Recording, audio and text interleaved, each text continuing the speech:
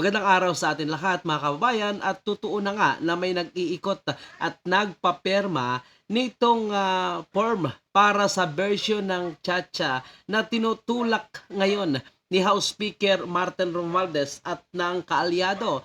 Dahil may video po na lumabas mula sa Tudla Production, mga kababayan po natin, na may nagsasalita at pinapaliwanag itong People's Initiative. Ang hindi lang maganda, mga kababayan po natin, ay ginagamit itong AX, itong ayuda ng gobyerno at itong tupad. Ito naman yung pagbibigay ng trabaho sa mga kababayan po natin na nasa laylayan at walang trabaho. So binibigyan ng tupad. Ito ay ine-implement sa ilang mga barangay at dumadaan ito minsan at madalas sa mga politiko. Ngayon mga kababayan po natin, ang kanilang paliwanag, nako, talagang may inis kayo. Dahil kung hindi umano pipirma dito sa umano'y People's Initiative form na kanilang binibigay, hindi umano mabibigyan ng ayudang itong AX ng DSWD at itong tupad. So kung pipirma, may bonus umanong AX mula kay congressman. At hindi lang po yan mga kababayan po natin, kapag pumirma ka na, may 100 piso ka pa na makukuha. So ang perma mo sa People's Initiative base sa paliwanag ng babae ay may katumbas na AX at yan umano ay pabonus ni congressman. Naku po mga kababayan po natin, mukhang iba ang kanilang estilo ngayon. Ginagamit din ang pera ng taong bayan para sa pagpapapirma nitong People's Initiative na alam po natin na naghahangad nga na maging Prime Minister itong si House Speaker Martin Romualdez. At iba ang kanilang estilo mga kababayan po natin. Imagine mo, namimigay sila ng pera para lang sa permang ito. Ang tanong mga kababayan po natin, alam kaya ito ng mga senador po natin? Dahil ito kalat na. Napakaraming tao na ang nagsasalita laban dito mga kababayan natin na hindi sila pabor sa bersyong ito at bakit hindi ipaliwanag ng maayos at bakit ginagamit itong AX, itong tupad para mag-inganyo ng mga kababayan po natin para pumerma sa form na ito. Bakit hindi ipaliwanag kung ano ang Chacha na kanilang gustong version, para saan ito? Bakit mo parang ginigipit ang taong bayan? Siyempre mga kababayan, kung gusto mo humingi ng ayuda, kung gusto mo makareceive ng tulong sa ating gobyerno, kailangan mong pumerma. Kasi yan ang basis explanation nitong video ito, mga kababayan po natin. Makinig na tayo. Ma'am, may explain na lang natin. Ito po yung form na ito para ito sa kinakalap ng ating mahal na congressman na signature campaign. Para saan po yung signature campaign? Para po sa pag-amenda o sa pagbabago ng 1987 Constitution. Ito, para po gusto nila itong mabago.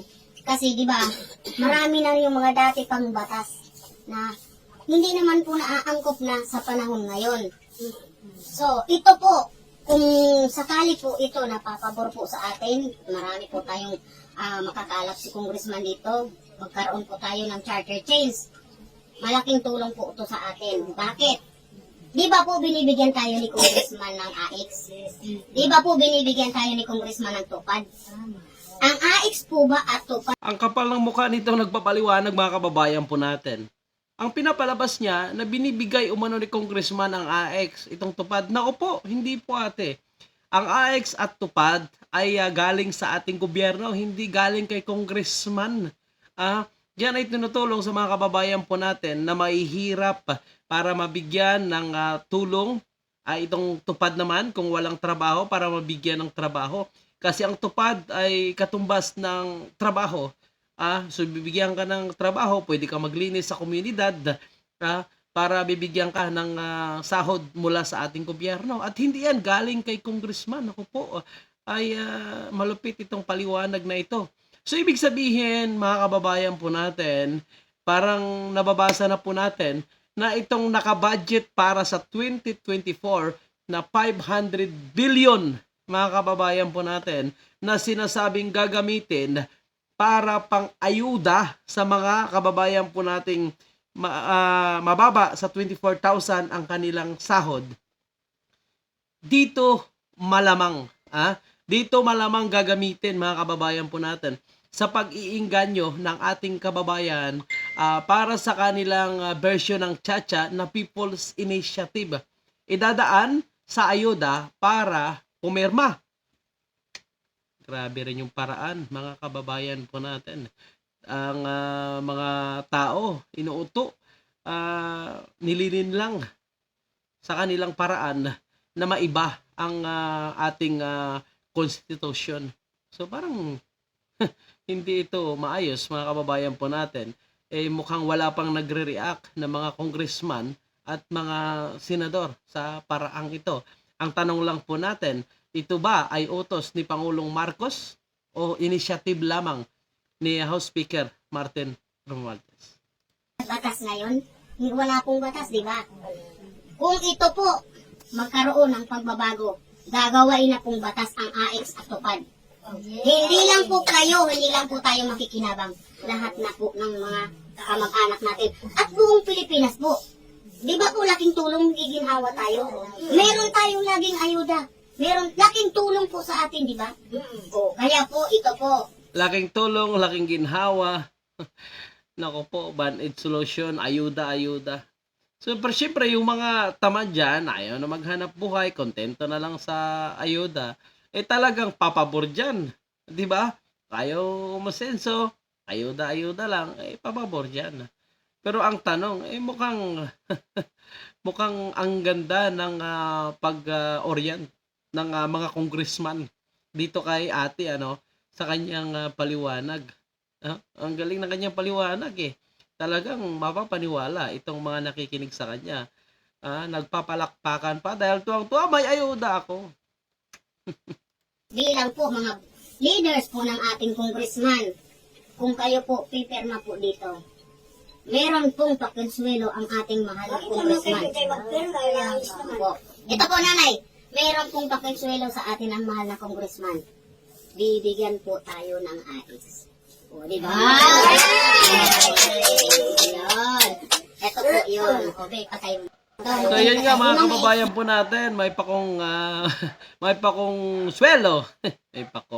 may pakong swelo nga. Ayan, pabunos itong si Congressman. Mabibigyan ka ng AX kapag pumirma ka nitong form ng People's Initiative para sa charter change na sinusulong ni House Speaker Martin Romualdez. Naku po, baka magulat na lang itong Senado na wala na pala dahil mukhang plano ng House of Representatives kung sakaling matuloy itong People's Initiative na buwagin itong Senado. Mga kababayan po natin, malinaw na ito ay talagang pambabastos para sa atin. Isang malaking kasinungalingan na pinapakalat. Piperma ka katumbas ng ayuda. At ang sinasabi para magiging batas umano ang AX at itong tupad. Mga kababayan po natin, alam din natin kung sino ang tinatarget nila. Ang tinatarget nitong mga kongresista ay itong mga kababayan po natin na nasa laylayan, na umaasa sa ayuda ng ating gobyerno, na sabihin natin na kulang sa kaalaman, kulang sa pag-aaral, na madaling mapapaniwala. Kaya kailangan po natin magsalita dahil ito ay posibleng ikakagulat po nating lahat na magbabago na ang ating konstitusyon at mawawala itong demokrasya, mawawala itong presidential form of government po natin at mapupunta sa Prime Minister. At alam na po natin kung sino ang posibleng magiging Prime Minister kapag ito ay magka-totoo at matuloy ang kanilang sinusulong na Chacha, mga kababayan po natin. Ano po ang inyong komento, opinion patungkol sa issue ito? Alam ko na halos lahat ng mga Pilipino ay pabor na baguhin ang ating Philippine Constitution dahil matanda na ito, matanda pa ito sa atin, mga kababayan po natin. At marami nga sa ating mga batas na hindi na applicable sa panahon ngayon. So dapat i-upgrade, dapat baguhin. Pero kung ganitong paraan na gagamitin itong ayuda para pumirma ang mga kababayan po natin, maling-mali ito mga kababayan po natin. Hindi ito matatawag na People's Initiative, kundi House of Representative Initiative. Comment na ang inyong komento, opinion, mga kababayan po natin. Maraming salamat.